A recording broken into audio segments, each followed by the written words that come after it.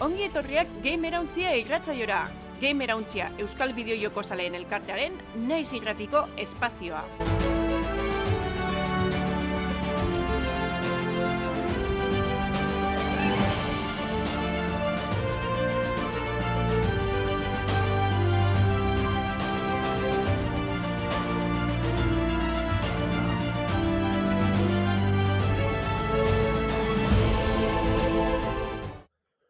Ongi etorri Gamerauntzaren laugarren denboraldiko 6.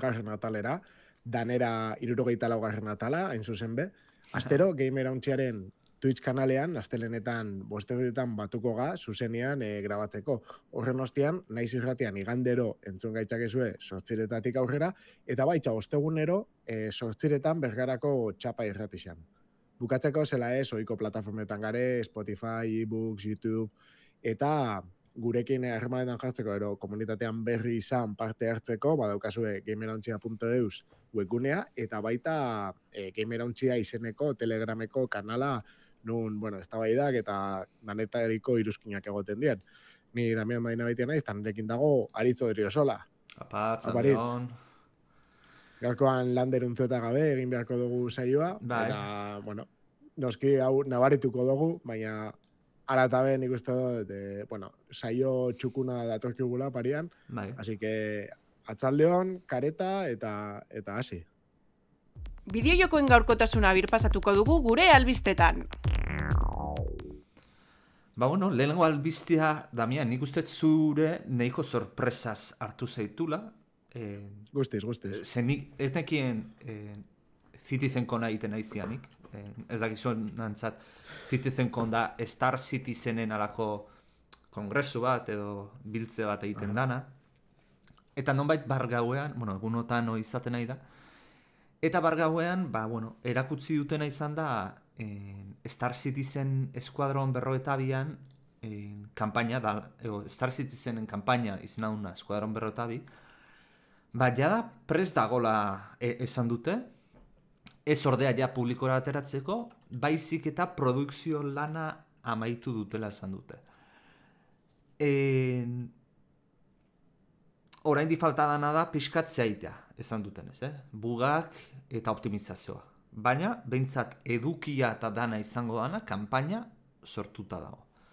Eta hori, nik uste kriston sorpresa izan dela, nik ez nuen espero ja amaituta eukiko zutenik.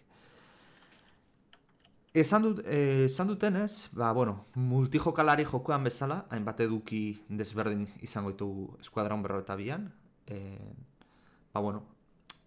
Bai, imaginatu zuten bezala Star Citizen izan da espaziuntzien borrokak, baina baita ere oine zibilita armekin, zuzko armekin disparoak, puzleak izango ditugu, isilpean ere ibiltzea, esplorazioare bai, pentsatzet rol punto bat ere eukiko dula, ken finan kampainan egitela pixat RPG estilora inbertzuten, gizkiz bana. Hori damen igual zuzen gozu. Bai, esan dozun bezala, 2011an sortu zen idea hau, ez? Eta gero ja 2012an enterau ginean, ni neuk 2016an gutxo gora bera sartu nintzen, ez?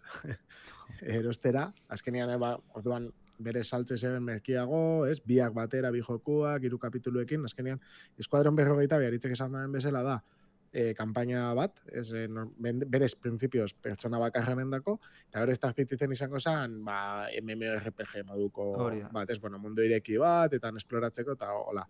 Eta, Eskuadronen egongo zen, 3 kapitulotan bezala banatuta, historia bat izango zen, eta bestia gehiago, interaktiatzea eta ibiltzea, nahi beste. Eta esaten dozuna, ez? Rola, berez nik uste dut hasiera baten gehiago zala esplorazioa, nabeak eta ruta komertziala bilatzea, esplorazio eta simulazioa bai. Zaitik zeren ofizioak, ogibideak, ez? Adibidez, baseren nabe batzuk, nun biazaren bera gidatzeko, igual 2 pertsona, 3, 4, 5, 6, 7 edo 8 pertsona, ez? Nabe berdinak, ze igual nabea ja die bat da pertsona bakarren dako olako kaza bat bezala, baina beste nabe batzu die kruzero espazial batzu bezala.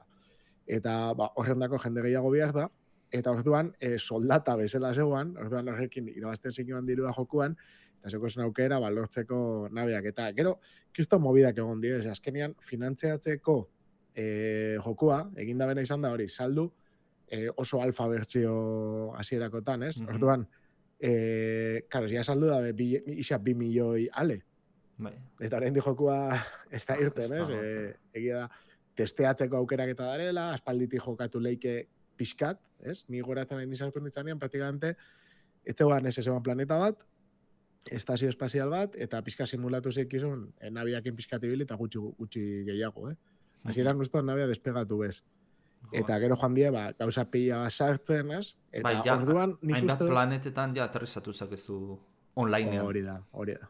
Bai, eta misioa bare, pirata, konbateak nabeekin, FPS konbateak armekin. Osa, hori ja dana, gero komentatuko ditugun gauzak, ja sartuta dare demoan, ero early accesseko aukera horretan.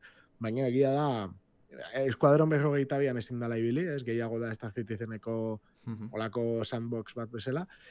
Eta igual, ez dakize puntutaraino, oin, esplorazioaz gain, RPG kutsua bezartuko dan. Osea, azkenean, ez dakit, netzat, esplorazioa bueno, baina simulazioa oso handia geratu lehik. Azkenean zenbat ordu ez, pasatu zeinke olako zerbitzari batean. Osea, azken, hasierako mekanikak ziren oso realistak, igual, pixka korrikagin nekatze zinan, oxigenoa gauza oso importante bat esan. Ez dakitena da, ze puntutaraino, mantenduko daben simulazio eta arkade puntu hori, ez?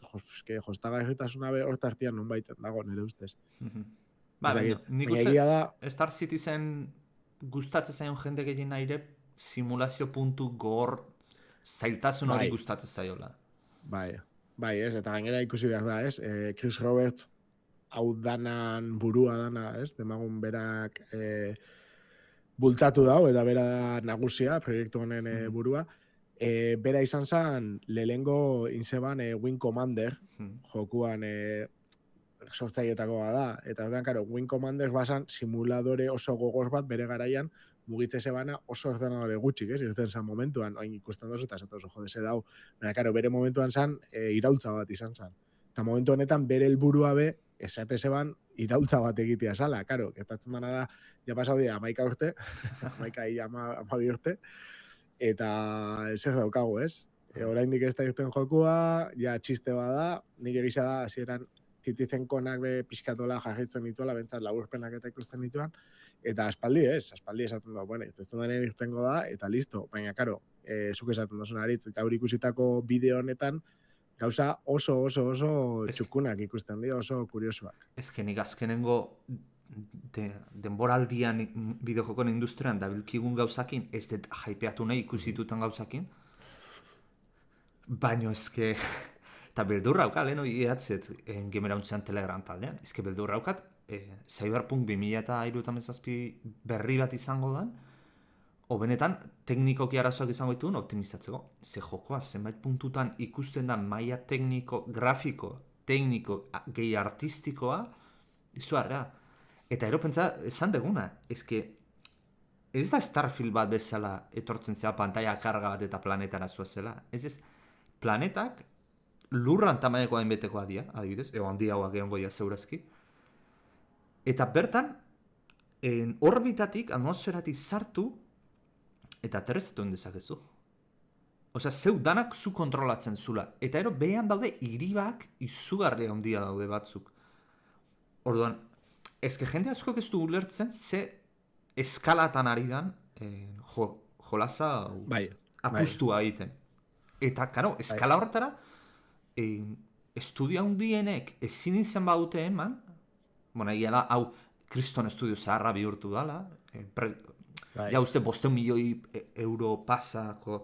Honek daukan zailtasuna bai da pixkat, dagoela oso sakabanatuta munduan zidar, ez? Orduan, nire ustez be, integrazio lan hori gero, egiten dien garapen txikiena be horre diru asko joaten dela. Eta gero, 11 urtetan zehar jendia ordaintzen ibili behar izan duzula baita, asko aldatzen bideak, motora aldatzen baita bide erdian, ez dakit, gauza ez da belaguntzen, diru kontuan. Ez dakit, nire ustez ez da berdina Rockstar bat, edo hau, dirua gastatzerako orduan. Eta berez esaten dozu, ez? Eta Rockstar koltsoioa dauka, Damian. Hori da. Baina hauek... Diru hau dela azkenean jendeana, ez? Lehen esatera nindoian, hasieran jendeak erostezoan jokua laguntzeko garapen honei, baina ez jokua bakarrik. Saltzen ziren espaziontziak. Hori da. Espaziontziak, gero supuestamente ez dienak salduko diruagaitik, behin joku ertetzen danean, baina irten bitartean jokua bai saldu izan die diruagatik, orduan jendeak egin dau. Barbaridade utzak ordaindu, 10.000 euro eta olako nabiak badare. Bai, a ber, diru daukana. Eta erosten dituanak, baina hori nabe bat, esan duten alen ontzi bat, igual ez dakizan bat bidaiarindako, eta kristonetako, ez dakit, hori, izango esan bezala kruzero imperial bat ez dago sekua, olako rollo bat, esan beste, baina ondia esaten nahi dut, ez? Bai, terriblea daude batzuk. Hori da, eta, karo, kiston dirutza pagatzen da, horrek laguntzen dau garapenean, eta gero, bueno, badare gauza batzuk, ez? Hemen, berez pertsonaia hiltzen danean, supuestamente ya ez tozu berriro berakien azten jokua. Ez, Hau da, teorian, ez dakik gero eskuadronen nola da, baina teorian, zure habilidadeetan, bere garaia nola esan, zure ikasten dozu zu jolasten ondo. Ja. Ez da daukazula hobekuntza pertsonai bezala. Orduan, ikasten dozu dana manejatzen ondo, soia hobetzen. Yeah. Eta gero daukazuna bai da, seguro bat, zure nabean adibidez, eta orduan, gertatzen dana da, heredatzen da bela zure patrimonio guztia, eta zure nabeak eta hori, zure oinordeko batek adibidez. Olako idea bat zan hasieran, oin ez dakit nola implementatuko da ben. Vale. Baina orduan, zu hiltze zeinan, zure oinordeko batek hartze zeban igual, zure nabean konponduta edo berri bat berdina, seguruak ordaintzen zebana, ze oso guai dago, behiratzen duzue webgunea, dare enpresa pila bat, nabeak sortzen dituena, eta bakoitza dauka nabe estilo desberdin bat, eta orduan dauzka gama handi bat, nabeena, baina estilo desberdinean, eta bakoitza da enpresa desberdin bat, jokuan barruan. Orduan zuk eukizen, ez dakit zeinen kaza, eta ez dakit noren transportadore bat, eta orduan dare joku barruan be enpresak sortzen dituenan nabeak eta olako gauzak, eta kuriosua da, ez?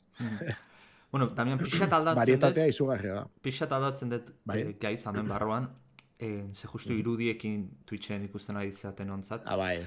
Eta, bueno, pistola hau, lehenagotik dia bazegon, gaur erakutsi zuten aino lehenagotik, objetuak eta mugitzeko, pixak horatzen du Half-Life 2ko antigravitatena, edo Breath of the Wilden sheika tabletakin egin dezakezuna. Baina ez gaindekiena zen, objetu fizika horiek aprobetxatuta puzleak jarriko zituztela. Eta behaiek esaten dute ez, gainera fizikoki eragina daukaten gauza guztiek, pertsonarekiko interakzioa izango dutela. Eta nik uste, horrek ikiston sakontasuna bat egola jolaz ze holako jolaz mundu irekiko bat egiten zunean, askotan, ez da erraza jartzea fizikak eragina izatea omisiotan. Ze, karo, asko zabaltzen dezu eta hor beti jolaza lepo komplexotzen du. Eta ero hemen bazt harretu nauna, eta baita ere ontxe justu ikustera jongo geana, da tiroketetan ingurunea apurgarria dala. Eta horrekin flipatu indet, osea... Bai, ez tiroekin nola apurtzen da hormigoizko pareta hauek... Apurtu ez zulatu. Eta erortzen die zatika. Eta orduan zure babesa geratzen da eserean, ez? Hori, ero esplosio batekin baita apurtzen dela pareta bat, eta geratzeza biztan. Hori. Eta, karo, hau esaten mazu, Battlefield edolako jolaza badukate, baina, karo, mapa itxiak eta relativamente txikia dia, baina ezke hau.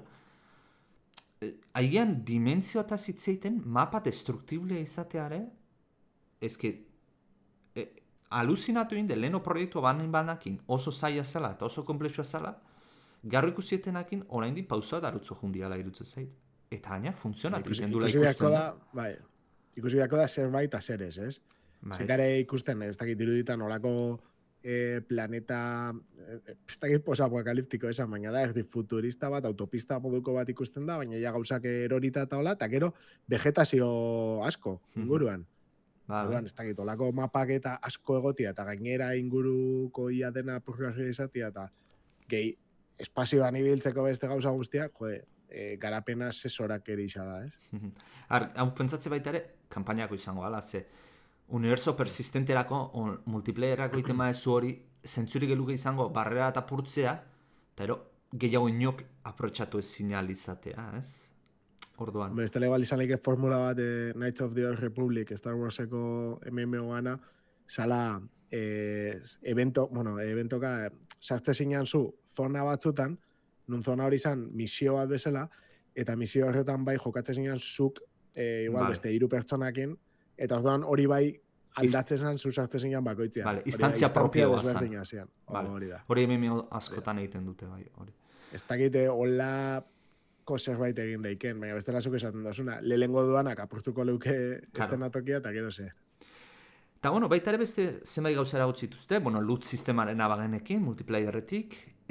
Hau ez nekiena isilpean ibiltzeko misioak egongo diala, eta atakeak egongo diala pues, isilpekoak, ez, atzetik jun eta kutsilloekin sartu. Aha. Eta gero aurre ez nakin hainbeste, eta ontsi justu iruditan ikusiko zu, planeta batera salto iten du, eta atmosferikoki planetak zaudela. Dinamikoki aldatzen diala. Eta justu ekaitz baten orbitadi ikusten da urakanan begia edo den lan alakoa, eta aluzinantea da. Arritu inau, ezagarra atmosferikoak horrela ukitzea. Bai, oso espektakularra da. Iristia planeta batera ikustia, zela da, estazio espazial bat, onduan, eta gero ikustia planeta azpian, ez? Eta ja atmosfera baldin badauka, lainoekin eta ekaitzekin eta hori, increíble. Eta egia da hori, nabiak oso guapo darela, batzu dauke gainera, ez dakidan, oinen ez bakordatzen, quantum abiadura edo hyperdrive, olako rollo bat, ez? Quantum leap. Bai, ez que uste quantum pintzen da. Bai. Baina da olako abiadura oso azkar bat, baina ez zoianak idatzen benetan egiten dozula, hemendik ez dakize puntutara sartzen da motore bat, eta ja, soia topera, oso azkar, eta ja, planetara gerturatzen zanean, geratzen za, eta ja, horre egiten dozu ja, aproximazio bat, manualki. Gero egia da, zerela aterrizatzeko, estazio batzutan, martxan zerenak, ze batzuk zeren, igual ja, abandonauta dola, utzita, eta kasu horretan, ondakinak ziren lekuan, zuk eskuz aterrizatu da zinuan, eta etzan erresa. Eta bestela, badare, estazio ofizialetan, martxan darenetan, erak izela da, erak egiten dutzuela, aparkamentua. Autolanda. Erak eramaten da, zuen nabea, tokatze jatzun hangarera, ero darsenara, eta lagatzen da bore, abia. Eta, bueno, justu orain ikustera jungo gehan eta baita ere. Baenekin, aktore famotuak egongo ziala, adibidez Mark Hamill egongo zala, Gary Oldman uste badak geniela. Baina, bueno, azaldu dira baita ere nik ez nakiena, Henry Cavill, Mark Strong, Gillian Anderson, Andy Serkis, eta ero sorpresa erakutsi dutena, eta da animazio fazialak eta sinematikotan zenbat hobetu duten. Eta jarri dute, lehenagotik, eta gero agukoa, gaur egungoa. Eta nik aluzinatu indet, osea, saltoa dao, increiblea dao. Cinematikak espektakularra dira. Animazio pelikula batekoak. Orduan, ezke, gehitzen dio jolaza daukan, sakontasun guzti horri, esaten duna, kriston komplexutasun izugarriak, non, orain, arpegiak aktore famatoekin gainera euskala, oso ondo zein da, kapturak egin da, eta sinematikak izugarri detaiatuak. Orduan, nik uste sinematika horiek eta hain ondo egin da egoteak, pila lagunduko dutela pertsona jokalaria historian eta unibertsu honetan immersionatzen ez da aditza ondo esaten, baina immersioa... Barneratzen, ez? Bai, barneratzen.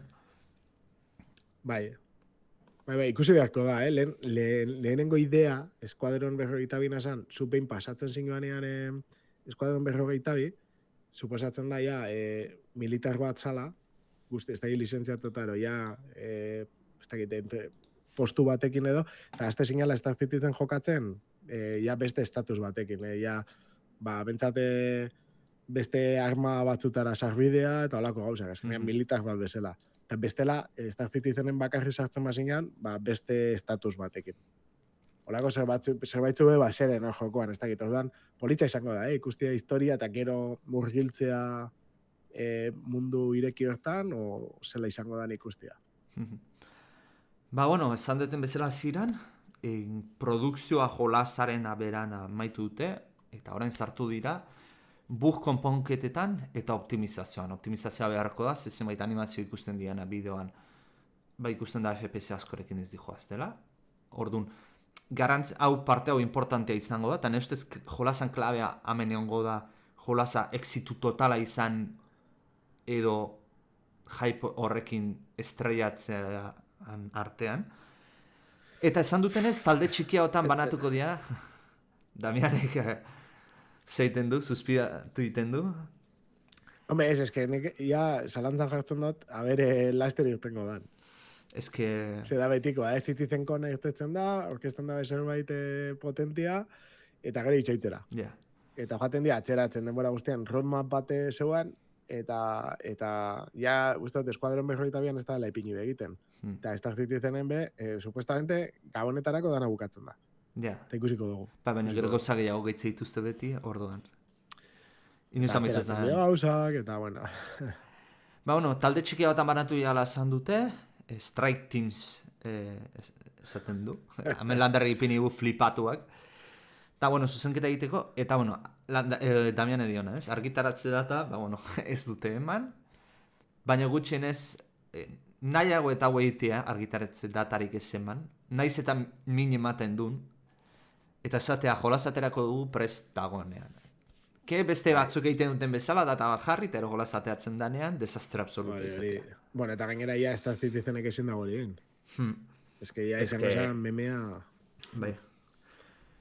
Eta, Bida bena da, lehen bukatu eta etara, eta jazta, eta isilik egon. Eta nik esan etena, jolasa hau atertzen bada, eta ondo baldin badao, justu zuzeneko irratzaioa ze aurretik Damiana izan diot. Ondo ateratzen bada, Starfielderekiko, más o menos antzerakotasun bat daukat eta, 4 generazioko diferentzia hongo da. Ze exagerazioa da. Diferentzia exagerazioa. Bai, teorian argumentuan bestiak brillatzen dabela esaten dabe, eta hone txarra ezingo da, ez? 11 urte prestatzen gidoia. Ezin du. Eta haine dauzkan aktoreak eta ezin du txarra duki. Osea, benetan... Ikusiko dugu. Ni asko beratu nabe, hori egia da. Bai, nik egin txarrako.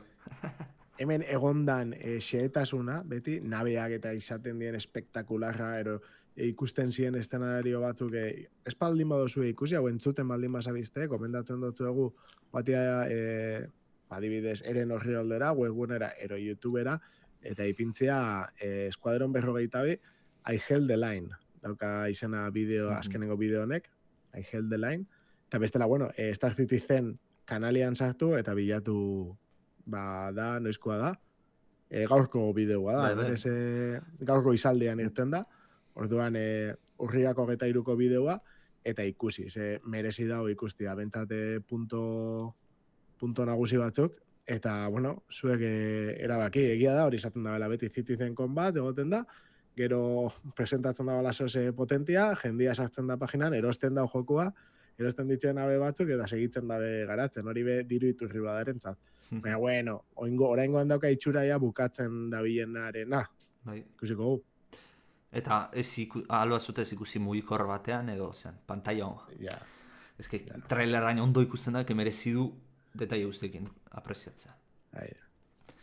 Eta fijatuko zate, darela hori irudi batzuk eszenarioenak eta alucinante. Bai, alucinanteak guztiz. Pixkat espazioa utzi eta Euskal Herrira etorri behar dugu, ez, Damian? Hori da, hau ontxe esango dugun albistea oso berezia da guretzat, Gamerontxea elkartiak Euskal Game Jama aurkeztuko dau. Somos Estudiorekin batera izango dau, eta Euskal Herriko Unibertsitatea EHUrekin elkarlanian.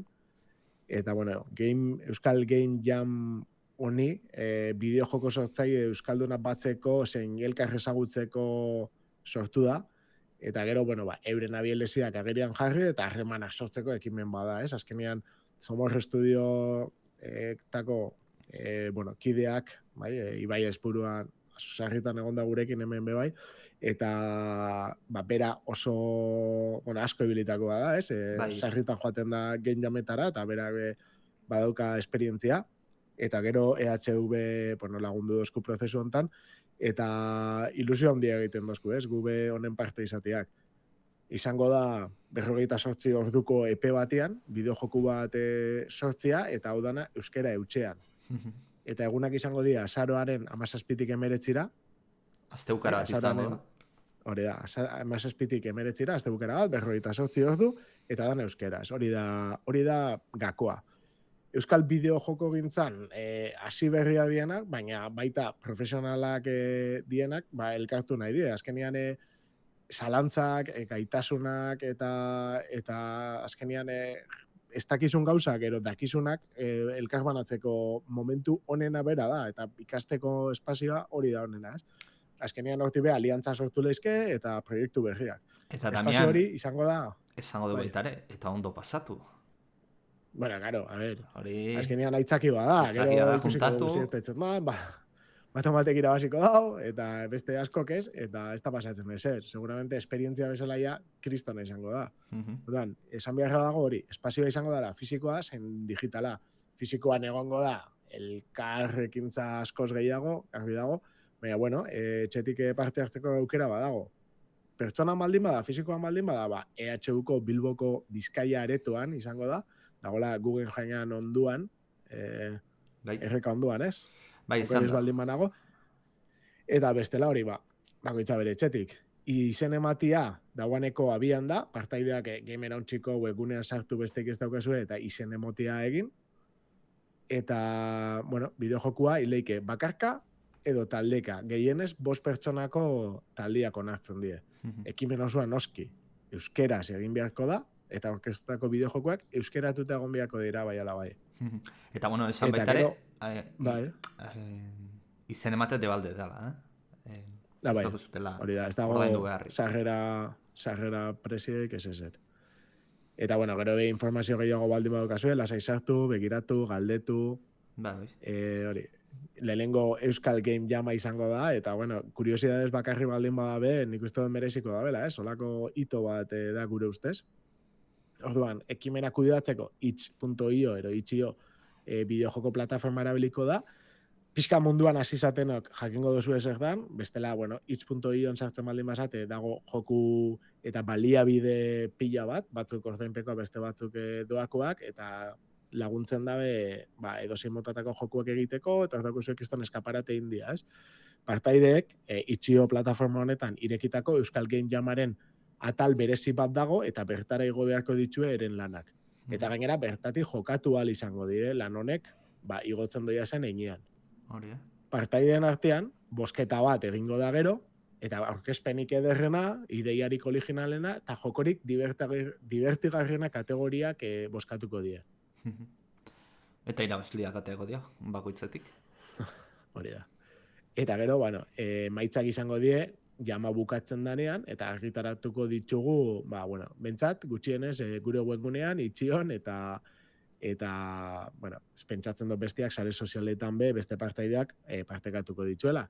Orduan, bueno, besterik esan barik, animatu, ez lotxatu, baldin badakizu esertan zabizten, profesionala baldin basate, edo ikasi baldin badozu ontarako parte hartu, ze pilo bat lagunduko dotzazue ez dakienei, eta ez baldin badakizue, gogo baldin badakizue, eta azten baldin bazabizte, parte hartu, ze da momentu egokiena salto egin, eta saiatzeko zerbait egiten.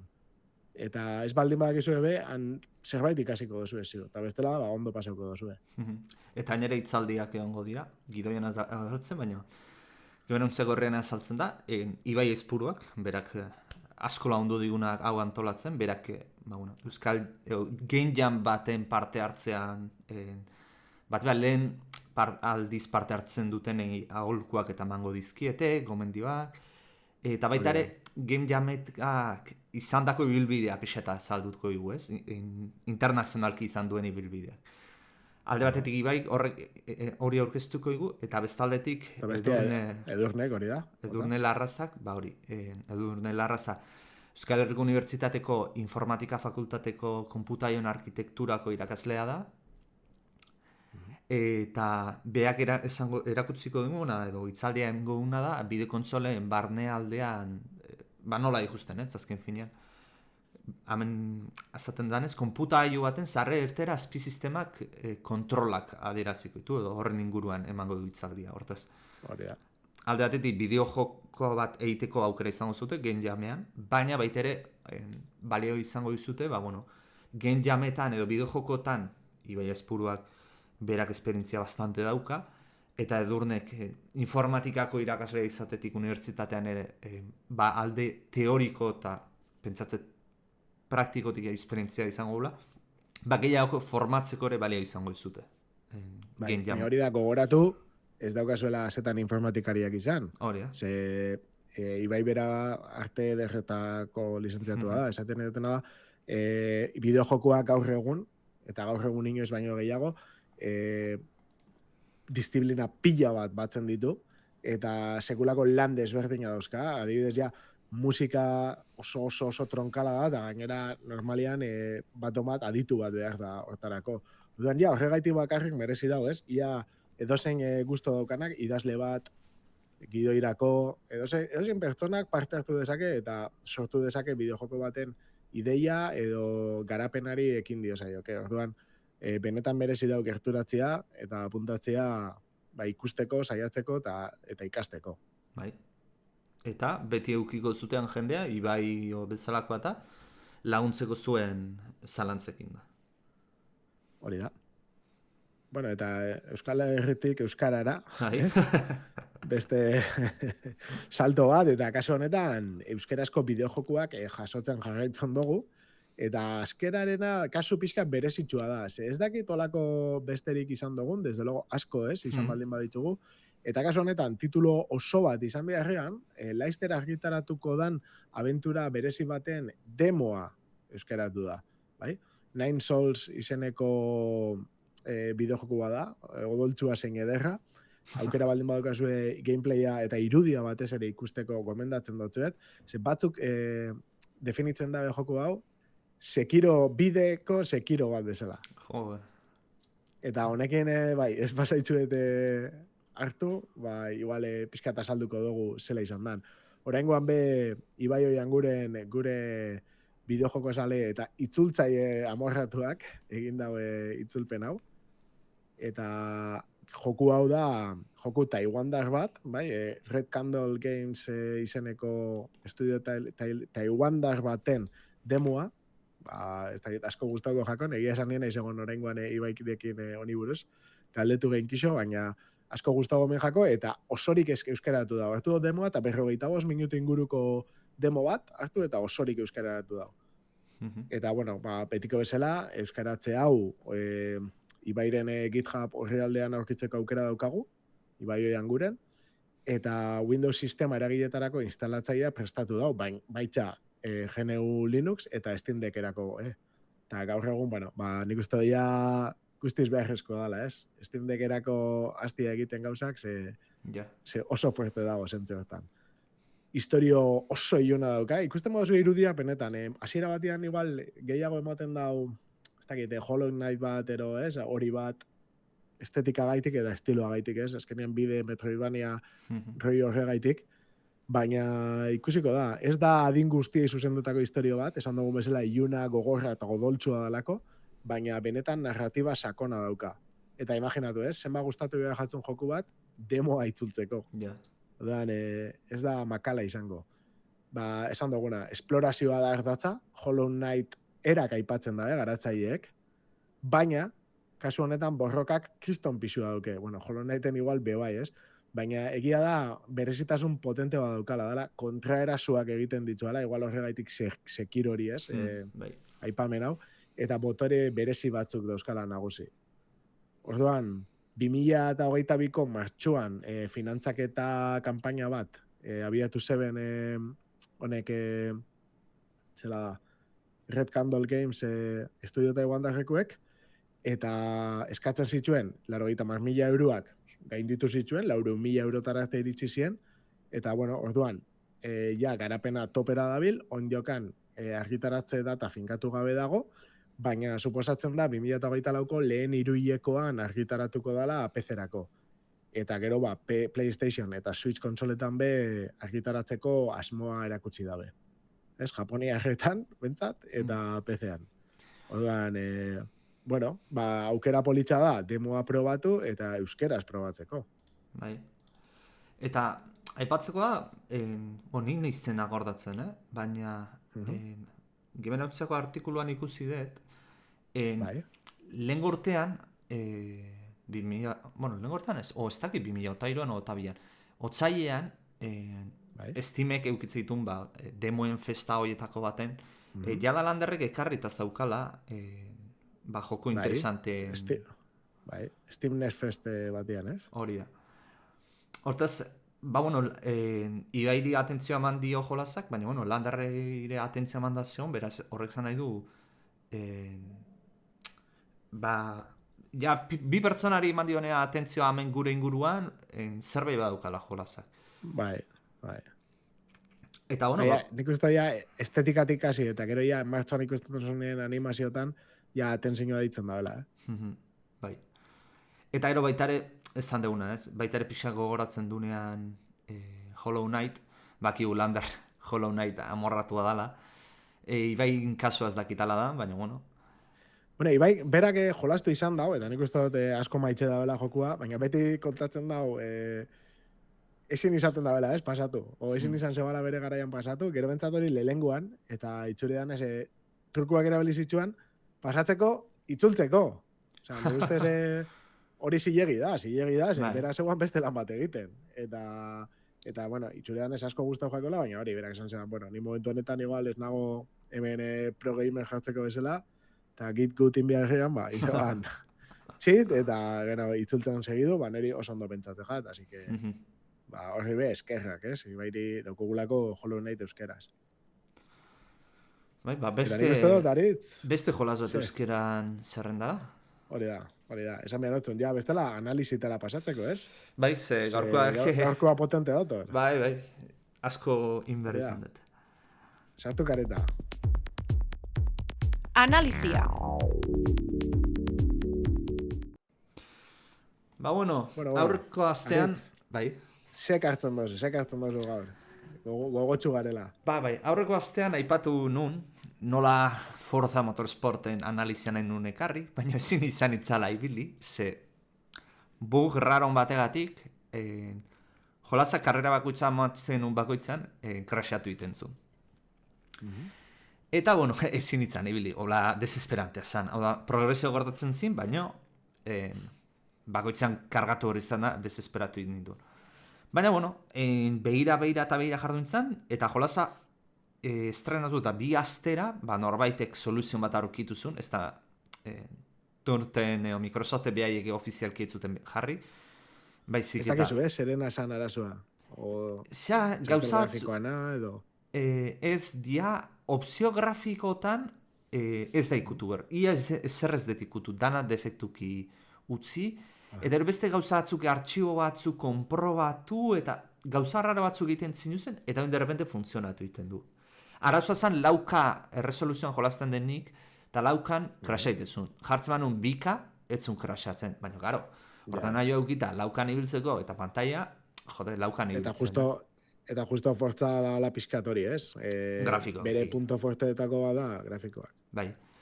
Eta hori, grafikoak aipatu ditugunez, grafikoak espektakularra dira, egia esan.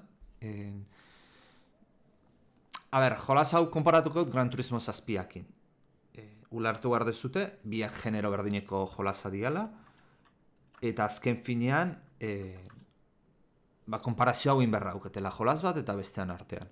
Hortaz, grafikoki, Forza hobeagoa da. Gran Turismo 7 baino. Baita ere, urtebete o 2 urte behan doagoa, atera da. Hortaz, abantaia hori ere badauka. Efektu klimatikoak oso hona dauzka, hor bat euria eta egiten dunean eta behelainoa eta hor oso ondo dago. Baina, nik uste Gran Turismo hobeto lortzen duna da kolaren, irudian kalitatea hau da, kontrastea, koloren saturazio eta hori Sonic asko hobeto egiten dula. Agian baita ere Sonic dibizioat izatean, fotografiakoa eta pentsatze tolakoetako lagunduko dietela ze hauei. Bideojokoei, fotografia aldetik eta. Baina, Forzak, esan dugu grafikoki ondo dola, baina problema gabe ez da atera. Glitch bizuala noizpinka hauzka, adibidez, nahi behin gertatu zait, glitch hau, Baina jende batzui askotan gertatu izan zei, eta nahiko larria da. Gidatzen joan eta lurra derrepente desagertzea, eta transparentea izatea. Claro. Bisualki bakarrik? Bai, bisualki. Etzea da eroitzen, baizik eta bisualki desagertzen da. Autolastergetako joko baten, karretera desabertzen mazaizu, eta transparentea aldima da, pixa zaila. Nere gazuan desaparezitu intzan, eta 2 segundura itzuli egin zan. Orduan, pixa atzeiten du, mozkatu iten zaitu, baina, aurrera. Simulazioan sartuko naiz. Txuleta handia egin dut, eta horregatik egin naiz alboko pantailara begira.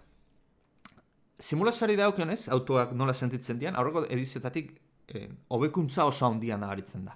Lehenoko ediziotan nahiko gauza arraroak sentitzen zian, batipa volanteak ibiltzen bazinen oso sentsazio arraroak transmititzen zituen, baina orain asko mejoratu dute. Zergaitik izala ezke, bera, orain dela hilabete batzuk esan zuten fizikatan izugarri hobetu zutela. Motore fizikoa pila bat mejoratu zutela, ez da, 7 aldiz, segunduko 7 aldiz simulazio gehiago egiten zitula, edo. Eta orduan, pentsatzet horrek eragina izan dula sentsazioetan.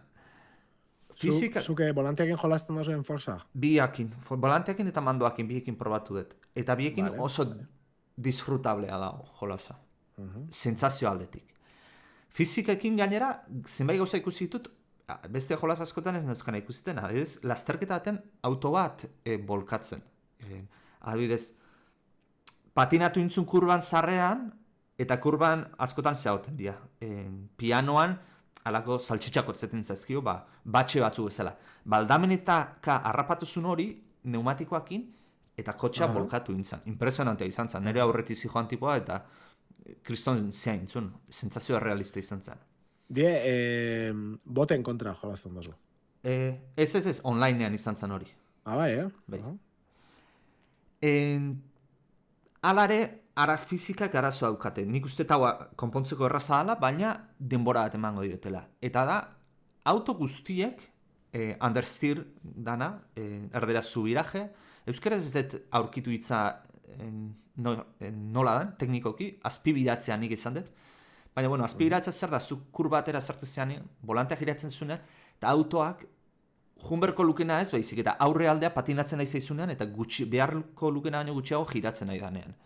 Kotxe guztie daukate understeerra. Eta hau nahiko arraroa, zenbait kotxek, bat lasterketetako kotxek, ez lukete eukiberko, o baterez, oso gutxi. Eta batzui asko nabaritzen zaie.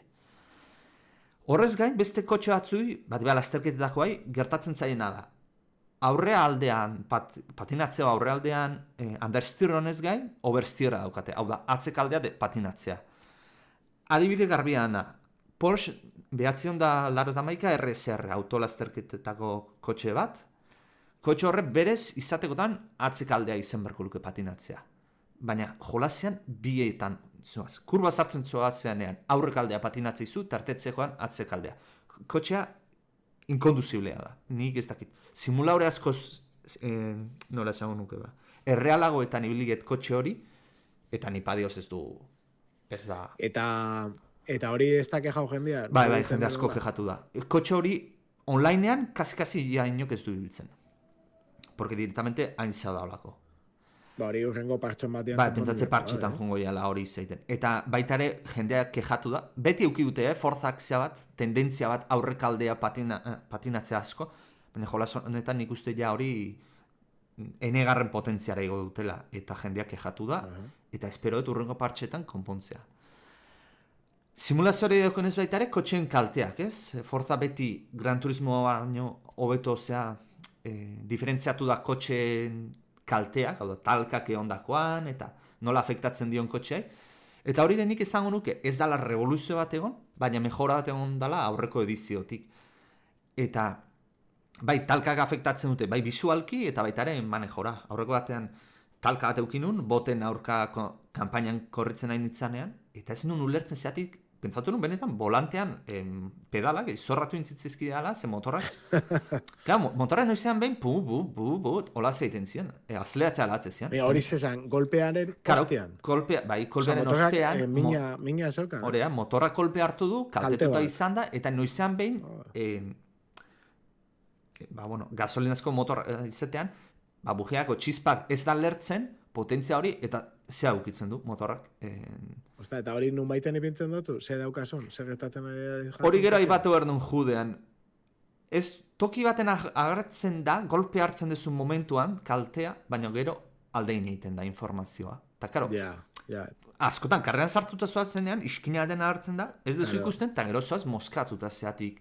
O ez dazkitzu autoan dañoak kalteak ze puntutan aino. Karo, hori bentzat ikusteko aukera izatea, ez? Soinuari dagokionez, soinua auto batzuetan ondo dago. Beste batzuetan pixka flojoa. Eta ejemploa jarrikoet. Mazda 787B, nire auto lasterketako kotxe favoritoa. Kotxea nahiko soinua raroa dauka.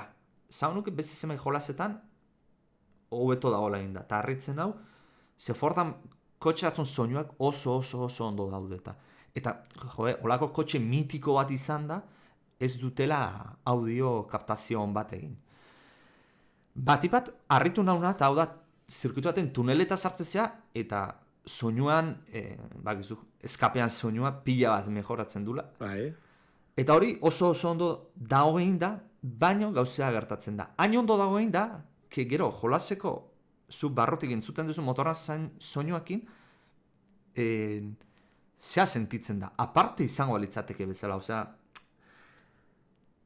hain ondo dagoen da, kanpoko soinua, tunelea pasatzen naizena, bestea, gehatzen zaizu pixka kolokan bezala. Osea, bat, biak ez dijo azte proportzionalki kalitatean.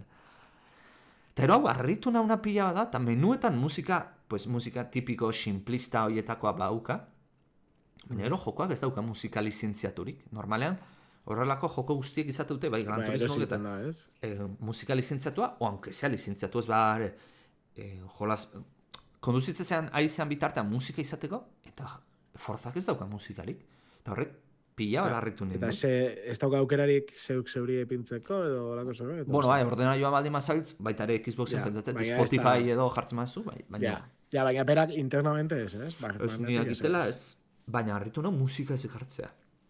Ez desango, ona o txarra danik, batzuntzat txarra izango da, autoen motorra bakarrik entzutea gustatzen zaiola, txarra, ego ona izango da. Bueno, bai, aukera bango zan kentzeko baita. Bai, kentzeko bango zan beti da aukera.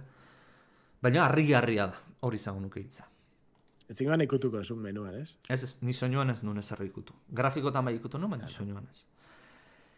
Errendimenduari da okionez, optimizazio aldetik. Bueno, nire kasuan, errendimendu arazo larrik ez dagoen. Kenduta bugura, laukan zeona eta crashatu itentzuna. Hori ez de kontuatan hartzen. Errendimendua naiz, FPS aldetik. FPS aldetik... Ze mantentzen dozu? Zirkuituaren arabera da. Zirkuitu batzutan, okerrenez, 80 FPS, laukan, ultran guztian jokatzen, eta zirkuitu batzutan 144, pantaialen limitea daukadana jarreta. Asko da, Bai, gauza da, inkonsistentzia bat dagoela. Zirkuitu batzutan, karo, 60ko diferentzia zaigea itziten, zirkuitu batzutatik bestetetara. Orduan nik uste horre pixat pulitzea falta zaiela. Denbora egingo dutela. Ero identifikatu dozu, ze desberdintasun doken? Ez. Ez deti aurkitu. O zirkuitu luzeago izatea bat eta beste hau. Ez. Ba ez da izan. Klima edo agian, olako zerbait. Ez, etzen klima. Ze euritako lastarketa batzuk egin ditut, 140 hertziotan, eta beste zirkuitu batzutan euraldi egunezko normala izan, eta 80 jo. Arraroa, Oso arraroa da. Baina, eta ero Eta tan adie, bakatu aritz, zirkuito itxiak. Bai, Forza zirkuito itxia da. Hau ez da Forza Horizon bezala mundu irekioa. Ja. Baina ez dago latarteko ezer, ez? Ez. Zadana, bale.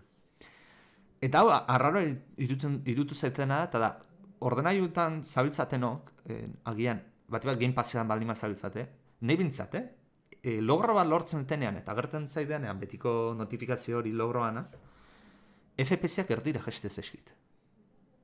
144an baldin mamel, 70 ingurura, eta 80an baldin mamel, 100 jesten da. Eta hor bai barbaridadean nabaritzen dela. Ze, karo, 80an zabiltze eta derrepente 40 gestentzea. Ez da egit? Eta ero... Logroa da Xboxekoa. Bai, Eta egiten da overlay bat bezala. bai, ez? overlay bat Horretzakatu. bezala. Nik uste overlayak dauzkala Ja. arazon bat. Hor. Bai, itxura guztia dauka. Bueno, opzio asko dauzka grafikoak ikutzeko, nik ezin ditut ikutu, bestela berri izan detena. Berriz bug hori agertzen zait, eta hortaz ez ditut ikutu, baina ezin ditut ikutu, baina bueno, opzio asko dauzka, zeuek ibiltzean nabitu zute. Eta ero, ray tracingan kasua.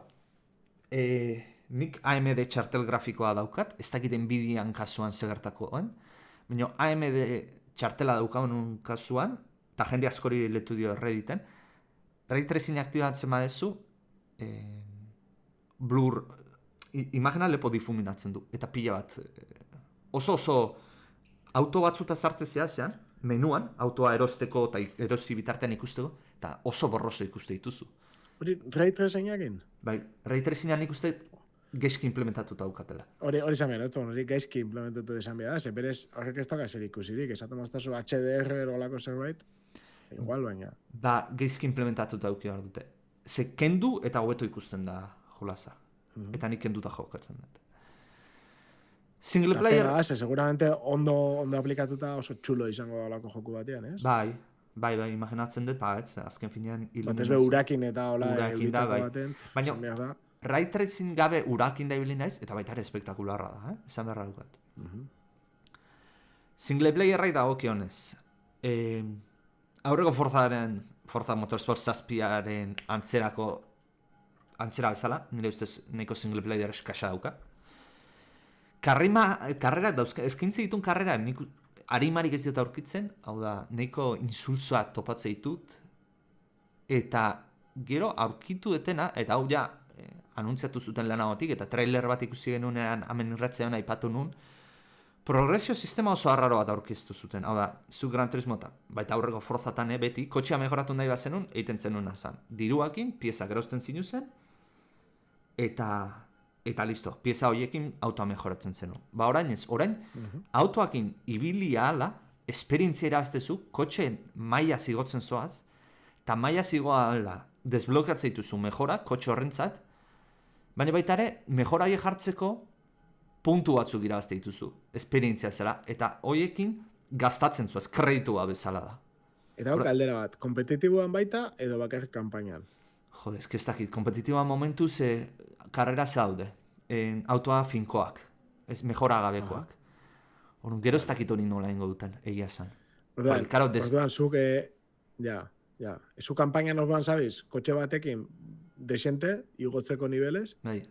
baina gero, egongo die kotxe mota batzuk egokiagoak pista baterako, eta beste batzuk egokiagoak beste baterako, ez? Bai. Orduan, joan biako za, igotzen kotxe jakin batzuk. Bai. Eta hori partxe bat sartu zuten, ze hasieran progresioa oso izugarri lentoa zan. Eta jendeak jatu zan, eta partxe bat sartu zuten pila bat azeleratzen duna. Baina alare nahi, etzai gustatzen, eta irutze zai bukaerako, kendu ingo dutela eta bizi guztiko horaitzuliko dira. Diruakin pagatu eta piezak erosi. Logikoena hori alako. Zegaina arazoa gertatzen da, zuk kotxe bat nivele zigotzen duzu, demagun 50 nivelera, erosten duzu kotxe modelu berdina, baina dana berdina, eta kotxe berri horrek berri zerotik abiatzen da. Ja. Ez dut oso ondo ulertzen. Hor non dago esperientzia, ez? Ja. Ero inkluso erosi dituzun objektua be, batetik bestera pasatzeko gai zen biako zingan, ez? Baita. Eta hierrian, karrera joan aurretik. Bai, baina gauza oso arraro daude. Jolasak serietan, karrerak single playerrean serietan... Igual da, bakatu garit, igual da modu bat lusatzeko kanpaina? Nik uste baetz. Nei sentsazio hori eman dit. Ze azken finean, gero adieraziko, karrerazko ezin dituzu irabazi, eta irutzen zaidala berriz denborakin esperientzia irabaziz, kotxea mejoratu eta gero berriz repetiuta karrera irabazi alizateko. Nei sentsazio hori eman dit. Artifizialki luzatzeko dala. Ze gaina kanpaina nahiko motza dauka. Hori harritu nahu. Bueno, motza ulertuko zu, proba gutxi dauzka desberdinak. Bagarri, probak bakoitza oso luzea dira. Serie bat, proba bat dana, normalen izaten dira, 5 karrerago eta tardatzezu guztia egiten, ordu bete terdi o 2 ordu daño. Eta oso luzein laizke. Ze normalean, komen izaten da, olako jolasetan izaten dira. Hasierako seriak oso motxak izaten dira, kotxe nahiko simplea da izaten diralako. Pero kotxea mejoratzen zoazen enean, kotxe kategoria handiagotara zoazenean, serie luzeago izaten dira. Bueno, eta gainera, lasterketaz gainera, entrenamendua sartu dute. Ez da obligatorioa guztiz, baina egin behar dezuz kotxe esperientzia igotzeko, eta ez da, ni dutze zait artifizialki egin dutela izugarri luzatzen. Eta gero pistak eta zen badare, esan dozu? Ba, pistak 20 zirkuitu daude, oso gutxi. Ja, gutxi ez. Oso gutxi. 6 urtet garapenean eundako jolas batentzat, 20 pista oso gutxi dira. Ja. Berez, asmoa duke sartzeko gehiago edo? Bai, noski. Baina, ikusi harko zer rimoten sartzituzten. Ze, karo. Eta, bueno, ekonomia bastante hautzite irutzen zaiz, kaleko kotxe batek igual balio du, kompetizioko kotxe maksimoan prezioan erena, hori zintzurik ez dauka, hain bien artean alako diferentzia gutxi egotea. Inteligentzia artifiziala hautzita dago, elkarren alboan dijustenean ez dakite, bueno, desastre da inteligentzia artifiziala. Bakarrik eta ero gaina, separatzen dianean, lehenengo bi autoak diguzte ritmo baten, batzutan, ez daukat zailtasun maksimoa jarrita, eta alare, kasi imposiblean ritmoa jarraitzea. Orduan, auto eta zirkuituatik esan deuna, auto asko reziklatuta aurreko jokatatik, horitzet asko gustatu, auto marka atzu falta diala, edo kotxe, marka baino gehiago, marka atzutan kotxe ikoniko atzu falta diala irutzen zait, baina imaginatzen zertako izango, DLC-tan ateatzeko. Eta ero, kategoria askotan daude sartuta, kategoria berdinean, kotxea zerikusirik ez daukatena. Adibidez, GT-etan daude sartuta Gran Turismoak, GT3ak, eta V8 Supercar Australiarrak. Ez daukate zentzurik. Edo beste kategoria dago, turismoak eta Formula 1 zaharrak. Ez daukana logikai eta pentsatzezuna. Yeah. Benetan hau, zein dute? Jolasau egin dute automobilismoaz ulertzen duten jendeak, o sin más okurritu zaina? Ja, taratzen badago zerbait, esateko segatik, ez?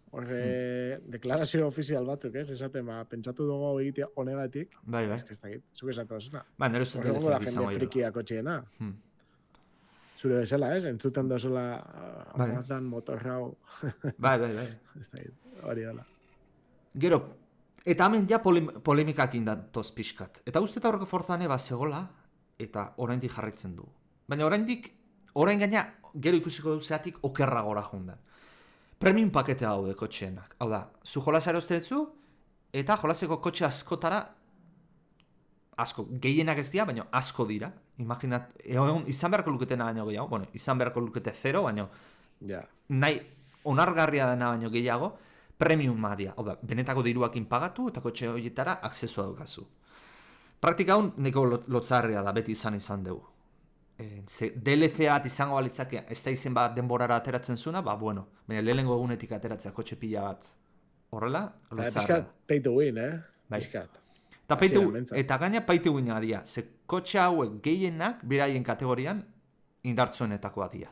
Ordan, single playerren adibidez... Ezin duzu lortu, kotxe horrek ezin dituzu lortu beste modu batera? Ez. Ordan da pay to win, total. Claro. Eta single playerren adibidez, karrera askotan gertatzen zizuna, kotxe horietako bat dauka aurkariak, eta naiz eta zuhun mejoratzen, ez da nahikoa bere ritmoai jarraitu alizateko. Inteligentzia artifiziala da hon bezalakin, ez da ulertzen. Osea, Forza Motorsports, Premium... Bai. Multiplayerra, Forzaren berrikuntza handiena zatorrena. Behingoz, lasterket, iRacingek azizun bere garain azizun bezala, Assetto Corsa kompetizione, Gran Turismo Sporte bezala, azteago bidea hartu du Forzak, eta da, jokalariak karrera finko batzuk ezartzea, beraiek, eta kategoria, jendea ibilia lasterketatan, jokalariak kategorizatzen jutea. Hau da, daukazu segurtasun maila, S, A, B, C, D edo E, eta ero trebezia maila bat, 0 eta 5.000 punturen artekoa. Hornek zeiten du, segurtasun mailak ezaten du jendea garbia dan ozikina dan, hau da, kolpeak ematen ibiltzen dan, edo deportigoki, kiroltasunakin konpetitzen du, eta trebezia maila, trebezia maila. Ze gaitasun daukasun... Eloa, ez? Hori, eloa, izan horitzen. Eloa. azkar ibiltzeko edo zure maila. Multiplayerra asko gustatu zait, ze erregaia eta gaurpilak eta aukeratu behar dituzu, Gran Turismo 7 ere ala da, eta esportean bai. Baina hemen gurpilan desgaste oso handia dago. Eta gaina karreatan daude oso ondo pentsatutan non estrategia desberdinakin karrera indezakezu. Eta orduan, lasterketa oso dinamikoak aurkitzen dituzu. Igual zoaz estrategia batera, beste tipo joa beste estrategia batera, zu derrepente igual gestentzia 10. postura, baina karrera amaieran behai beste paradatin berdutelako boxesetan, zu derrepente 3. agertzen zea, eta azken bueltan hortxe zu justuan zoaz, eta behai denbora rekuperatzen nahi zaizu, eta oso divertigarria alde hortatik. Matchmakinga, esan dugu, jokalera separatu iten dutela nivelaren arabera. Matchmakinga, teorian funtzionatu berko luke, praktikan ez du funtzionatzen. Esan zuten, partxoa sartu zuten, suposatzen da kompostu. Ze esaten nahi dozu ez daula funtzionatzen? Horrelako, esan dugu ez, 2 kategoria daudela.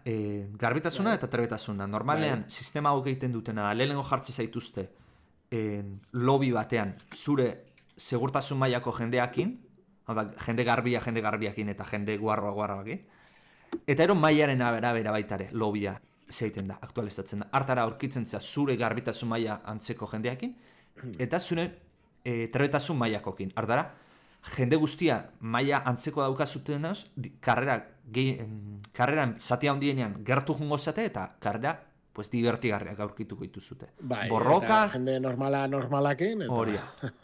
Zertatzen da, lobbytara dagola jarretaren momentuan, iristzean ordenaren arabera konektatzen zean eran ordenan sartzen zea. Torren aurkitzen duzu, joko jendea ez dakina konduzitzen, denbora ustean kolpeak ematen, Forza Horizon baten dabilela pentsatzen duna. Gero baitare jende oso txarra aurkitzen duzu, adibide jarriko dizut. Ni S kategoria nao, segurtasun mailan maksimoan, eta 4.847 puntuan. Karrera batzutan aurkitu, topean nabil. Karrera batzutan aurkitu ditut jende bat, lehenengo kurban parrilla ardia ematen duna aurretik, eta gero aurkituet baitare, 5 bueltatako karrera batean, jende bat doblatzen nahi nintzana. Hau da, buelta bat atera diotena. Eta hor dago, nivel diferentzia izugarria dagoela jende batetik iztena. Hor da, matchmakinak ez du funtzionatzen hor. Jende hobeagorekin aurkitu naiz, baina batipat txarragoakin.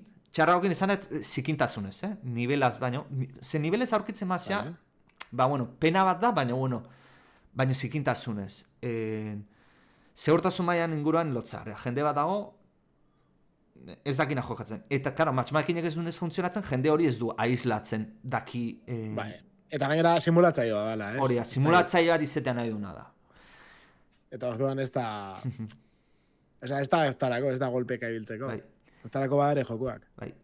Arazoa, penalizazioak inteligentzia artifizial bidez eragitzen dira. Hau da, zer da? Atajo bat hartzen duzu, kurba baten, suposatzen da inteligentzia artifiziala eragitzen dula, zuri ze penalizazio jarri behar dizun. Ez da izango geizkira biela, ez da sistema oso konsekuentea. Batzutan ondo zeiten du, penalizazio egoki bat ematen du, baina beste batzutan astakeri bat ikusten duzu eta penalizaziorik ez dio jartzen beste tipo batei. Orduan, nik uste... Atajoak hartu lehizke, labor bidea? Ez, atajoak ez, baina zelaiti jugun, edo txikan bat rekto egiten mazu, denbora pila eta horrezten duzu. Eta, karo. Edo jendeari kolpea eman eta karreterati botatzen maezu, penalizazioa daukazu. Vale. Zer gertatzen da, eta lehenokoa, premium kotxeena, ideia horrekin. Karo, imaginatzen zu, gabiltz, Damian, zu League of Legendsen ebilizeala. Ranked sistema bat daukagu. Autoak premiuma daude, eta Gran Turismoan autoak, Gran Turismoan ez daude premiumna, baina Gran Turismoan egiten dutena, autoak modifikatu, obligatzen izute beraien modifikazioa egiten da, errendimendua danen arteko antzerako izan da diela. Hemen horrelakoik ez dago. Zertatzen da premium autoa daukana abantaia daukala, zekotxe honena dauka. Aurreko baten, lasterketa tibilinun, beste tipoak premium autoa zaukan, eta naiz eta bera ere hona zan, rektan ies egiten zin. Ezin nion jarraitu kotxearei, ezin ezkoa. Ja. Eta, karo, pentsatu nun, bak, urrengo lasterketan kotxe hori probatu berdet. Eta junitzen behitzea, Sí, bai. eta ordainpekon pasarela baten atzean zegoen kotxea. Amaitzearen, pixket, ideia random batzuk, ezaugarri batzuk. Nik beti izan dut, Forzan inguruan, jolas honen gauza asko gustatzen zaizkit, baina ez dut ulertzen Amerikar kotxeen munduaz daukaten ikuspuntuaz. Igual Amerikarra etzait komen izatea, Forzaren garatzaien. Forza Motorsporten garatzaien. Hori, Gran Turismo 7, idertzita hauet, bere akatz askorekin, ke asko dauzkala, autoei, gaina 25. urte urren azan, autoei oda bat da. Era, Tazio Zudupea konektatu da txatera, eta Tazio Zudupe badaki Gran Turismo 7an ibiltzen dalako, autoei omenaldi bat bezala dala, autoen kulturari. Forzan hemen ematen du, autoak ez diala protagonistak. Baizik eta autoen inguruko showa. Auto lasterketetan, bakizu, Ameriketan NASCARra da famatua, Damian. Eta NASCARran karrera bat aspergarria da, ez bada ezer gertatzen. Han gustatzaile istripuak egotea adibidez. Edo show outea, edo burrukak izan eta azkontan gidaria gerten eta alkarrei puñoka ematea. Hori gustatzaile show hori.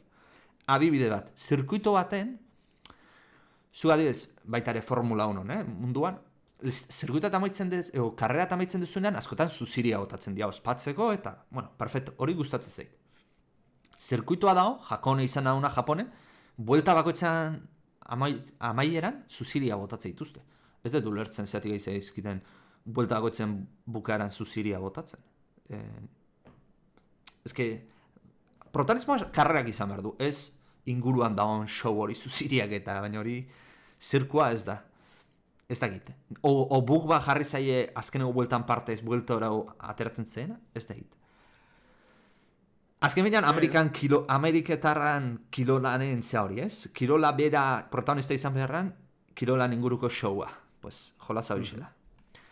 Bug izugarrirekin atea jolaza, nire kasuan bug oso gutxien ez experimentatzen. Bueno, kenduta bugura zeana krasheatzen zina, baina jendean krasheoa partidaro. Bai, jendean ikusi aitzen nahi naizenak. Eta bat, Forzan foro ofizialea sartzea, bugen listara, interminablea da.